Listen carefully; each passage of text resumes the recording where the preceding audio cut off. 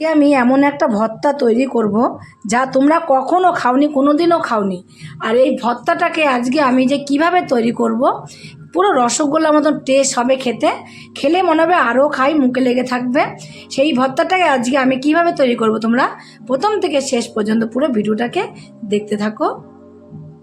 জন্য এখানে দেখো আমি পেঁয়াজ কুলি নিয়েছি, আর এখানে আমি পেঁয়াজ কুলি নিয়েছি। ঠিক আমার যেটুকু লাগবে আমি কিন্তু সেটুকুই নিয়েছি, আর তোমাদের যেটুকু লাগবে তোমরা সেটুকানি কিন্তু নিয়ে নিতে পারো। নিয়ে যে কালো বুটাটাকে ফেলে দিতে হবে। কালো বুটাটাকে ফেলে দিয়ে এই যে বুটাটা, কালো বুটা কি গোড়াটা দেখবে কালো কালো হয়ে থাকে না, সে গোড়াটুকু ফেলে দিতে হবে। ফেলে দিয়ে তারপর তোমরা এইটাকে এইভাবে পারো বা একটু বড় বড় করে যদি কেটে নাও তাতেও কোনো কিন্তু অসুবিধা নেই। আর এইভাবে কেটে নিলে বেশ ভালো হবে। আর এই ছোটো ছোটো করে একটু কেটে নিয়েছি। এই সবগুলোকে কিন্তু আমি এইভাবে করে কেটে নেব। কলিগুলোকে ধুয়ে নিয়েছিলাম, ধুয়ে নিয়ে দিকে দেখো গ্যাসে একটা কড়াই বসিয়ে দিয়েছি। এবার আমি এর মধ্যে পেঁয়াজ কলিগুলোকে সব দিয়ে দেবো। আর দিয়ে দেবো আমি একটা ছোট আলু কেটে নিয়েছিলাম, সেই আলুটাকেও কিন্তু এর মধ্যে দিয়ে দেবো। ধনে পাতা দেবো, কাঁচা লঙ্কা দেবো, অল্প করে লবণ দেবো, অল্প করে হলুদের গুঁড়ো দেবো। কেন বলো তো, কালারটা যেন, সবজির কালারটা যেন ফেড না হয়, তার জন্য অল্প করে একটু হলুদ দিয়ে দিয়েছি। আর দিয়ে দেবো অল্প করে জল। বেশি জল দেওয়া যাবে না, একটু অল্প করে জল দিতে হবে। জল দিয়ে এবার একটু হালকা করে এগুলো এইভাবে একটু সরিয়ে দিয়ে ঢাকা দিয়ে কিছু সময় রেখে দেবো। ঠিক এইভাবে হবে, দেখো তোমাদের দেখাচ্ছি। দেখো ঢাকনাটা তুলে এই দেখো এইভাবে কিন্তু যে জলটা আমি দিয়েছি, এই জলটা কিন্তু এখন আর নেই, একদম পুরো একদম দেখো শুকনো শুকনো হয়ে গেছে জলটা। এবার আমি এগুলোকে নামিয়ে নেবো, এগুলো আমি তুলে নেবো।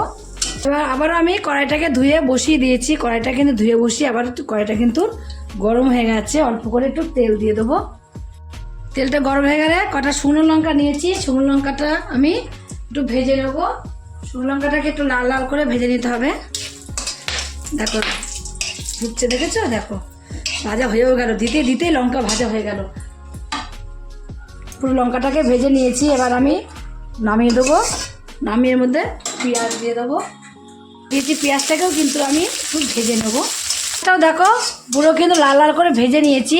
এই যে লাল লাল করে পেঁয়াজটাকে আমি ভেজে নিয়েছি, পেঁয়াজটাকেও তুলে নেব। লাল করে ভেজে নেওয়া পেঁয়াজটাকেও তুলে নিয়েছি। এবারে আমি এর মধ্যে দিয়ে দেবো রসুন কুচি। দু একটা দেখো পেঁয়াজও চলে গেছে, যেহেতু পেঁয়াজ আর রসুন এক জায়গায় কেটে রেখেছিলাম তার জন্য। আর এবার আমি পেঁয়াজ কুচি দিয়ে দেবো কিছুটা। তাকে রসুনটাকে একটু ভেজে নেবো। পেঁয়াজ রসুনটা ভাজতে ভাজতে এর মধ্যে দিয়ে দেবো আমি একটা টমেটো। টমেটোটাকেও একটু ভেজে নেবো এর সাথেই। এটা দেখো এর সাথে কী সুন্দর ভাজা হয়ে গেছে, একসাথে ভেজে নেবো। এবার একসাথে করে নেবো, করে এগুলোকে একটু লালচে লালচে করে ভেজে নিতে হবে। ভেজে নিয়ে এবার আমি পেঁয়াজ কলিটাকেও দিয়ে দেবো এর মধ্যে। সেটাকে একটু এর সাথে একই সঙ্গে করে একটু ভেজে নেবো, আর একটু হালকা করে ভেজে নেবো। বেশি ভাজবো না, বেশি সময় নিয়ে ভাজবো না। যে এক্সট্রা জল যদি থাকে, জল তো ছিলই না, তোমরা দেখলেই যখন পেঁয়াজগুলিটা তুললাম কোনো রকমই জল ছিল না। জল থাকলে শুকিয়ে যাবে। এখন দেখো একদম শুকনো টাইপের তো হয়ে গেছে, আর একটু ভাজা ভাজা করে নিয়েছি। এবার আমি নামিয়ে দেবো এগুলোকে। ওদিকে তো নামিয়ে দিয়েছি, ওগুলো নামিয়ে এদিকে দেখো আমি যে লঙ্কাগুলোকে এখানে রেখে দিয়েছি, সেই লঙ্কাগুলোকে এভাবে আমি একটু ভেঙে ভেঙে নেব।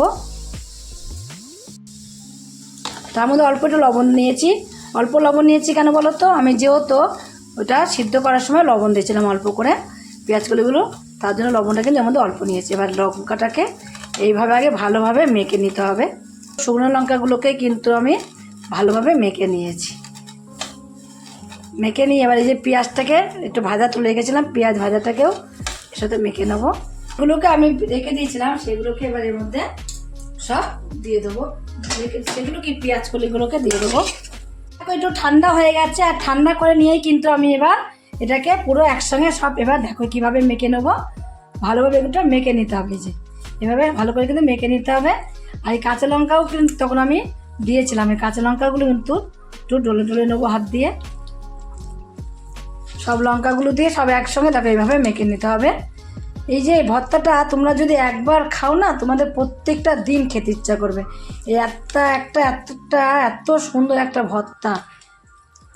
দিয়ে তোমরা কিন্তু যদি মনে করো যে ভাত খাবে, ভাত কিন্তু লাগবে না, তোমরা কিন্তু এই ভর্তার সাথে রুটিও খেতে পারো, সকালবেলা টিফিন রুটিটাও খেতে পারো, আবার তোমার হলো যদি মনে করো পরোটা খাবো, পরোটাও খেতে পারো, সব কিছুর সঙ্গে তোমরা এই ভর্তাটা খেতে পারবে। দেখো আমার ভর্তাটা কিন্তু একদম পুরো রেডি হয়ে গেছে।